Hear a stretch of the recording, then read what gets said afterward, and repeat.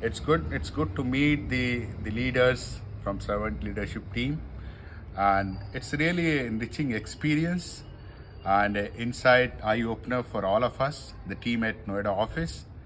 It's wonderful experience because that gives an opportunity to shift your thoughts completely from what you have been doing on a day-to-day basis. I'm part of SAP practice, and I manages delivery as well as I'm market lead for India and APJ region. And it's a great leadership in USG overall if you look at.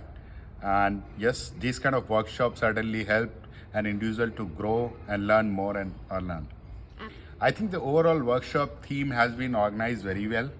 It has been structured in such a form that you navigate throughout the journey of self-improvement. There are different toolkits, processes, the approaches, so that step-by-step guides make you always exciting the overall day experience. Yeah, I think it goes by our UST philosophy, okay? Absolutely. And I would certainly recommend that we should start practicing the philosophy, and then it's the right time also to cascade and build that practice and bring the synergy and build that whole ecosystem, which would be, I would say, servant leadership empowered.